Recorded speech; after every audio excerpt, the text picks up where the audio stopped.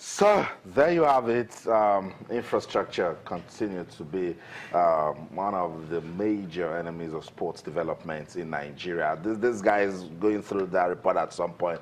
They were broken. Alfred, I don't know where we got it wrong. Take for instance the Abuja National Stadium. I was just trying to wonder in that report that if we could spend 54 billion naira, how could you not think about maintenance? I think from the point where we left it, we didn't see it as a national, hosting international matches, grade A, national, as a platform for us to sell our country. We left it in the hands of the Nigerian Football Federation. Meanwhile, allocation to the football house to organize all of these things limited. What was the options left? Political consideration. Okay, take it to Governor ABC wants to host it in the state because he has the infrastructure, the facility to host that. And of course, if you extend it, if you extend it, of course, the political statement he wants to make with that. And you find out that the moment we start moving that way, okay, we can still host these games. The money meant for nobody, we are not playing there now. What are you using it for? So just leave it at that. Before you know it, it got to this level where bringing it back will cost us a lot. I get you. Alfred, your pause. Because you see, I like the part you said, because we didn't say that's something that we can even use to grow the country. When you say Wembley, the moment you just say Wembley, it's branding alone for England. Look, I don't know if you watched the game at the National Stadium, but I remember Nigeria Ghana 2000. I've seen several games. Each time I go to the stadium, I just keep seeing those pictures. Do you think this stadium will ever come back? I don't think so, Austin. Since 2002. Austin, I don't think so because, like we all know, it's no hidden secret. It would cost a whole lot more to bring it back to the level where it should be. Now, will the nation be willing to spend that amount of money? Not the nation now. We were here when the Lagos State governor practically was begging the sports minister to hand it over, right? Allow Lagos State take charge of this facility. We can bring it. Lagos State is desirous of getting that because place they want to host on ground and use it. I mean, all of the things that Lagos State is doing with sports. Like, it's more like we don't even have a national ground. We don't have a place to say. I believe they could have done much more if given a place like National Stadium.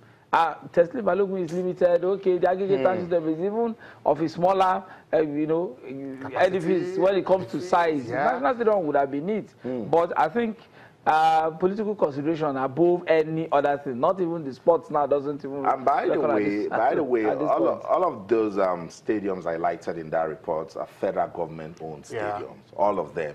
Let's come to Lagos, where we are. The state governor, the state government, they're doing so much. Unicon is under rehabilitation now. MFM went to visit.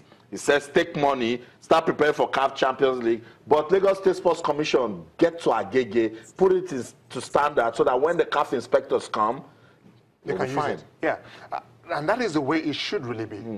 One thing is certain.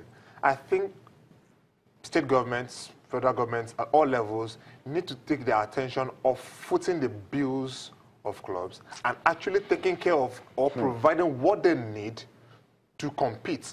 Once that is sorted out, it will make other things easier.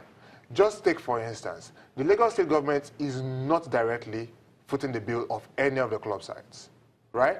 Began from the previous administration of Governor His Excellency Raji Babatunde Fashola.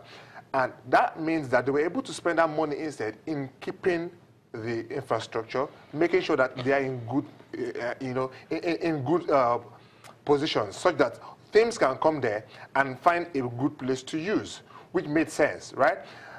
It costs a lot of money to maintain. Like Money Mitchell rightly said in that report, look, this governor has this guy working on it right now. By the time he's gone, the next governor comes in and says, who are you? I'm going to use my own guy. Now, this new guy coming in might not be as good as his previous guy, or may not be willing, because of the way he came in, he may have to, and somehow he's not going to get enough money to handle it or maintain it the way he should handle it, which means that somehow the stadium or the infrastructure is not getting the needed attention that it requires. And most of these things, when left unattended to, gets to the sorry state where we found them. So it's beyond just pumping in money. It's beyond just saying, oh, we have an edifice. If we do not put them into use every other time, I know, it gets spoiled. I know, because I really don't understand where we're not getting it, that this thing can be a huge source of revenue. I mean, I've been to Vicarage Road, Watford Stadium, and the lady was saying that at halftime, they make as much as £20,000 on just drinks. There was a time at the Super Bowl that they made $50 million on popcorn.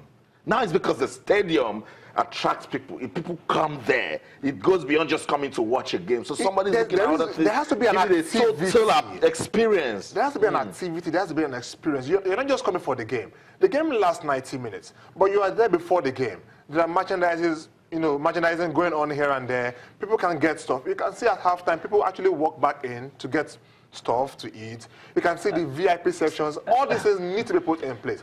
But hey, because here we see it as just a football stadium. We just want to come and play. Football is not about 90 minutes. It's not. There is more to it. Football is supposed to be an experience. An experience. You So go that to when the you're stadium, done, there are things you look forward to. Let me give you an example. I traveled with Rangers International for the first CAF Confederations Cup game. That game took place at the stadium in Kumasi Ashanti Kotoko. When Rangers got to that stadium, when we got there, about like 2 hours to the kickoff of that game, when teams were supposed to arrive, that stadium has started jamming from like 10 in the morning. So the moment you land, you're waiting. No, for example, the two-face Idibia of Kumasi was jamming in the stadium.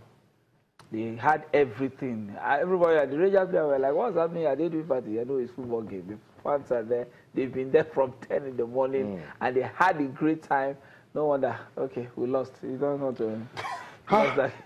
It's going to be an experience, and I think it goes beyond. Okay, all of the teams, our teams should learn to. Have you forgotten that the names of some grounds are as popular as the club itself? Yes. When you say San Siro, somebody just gets up and say it's AC Milan. You say Old Trafford.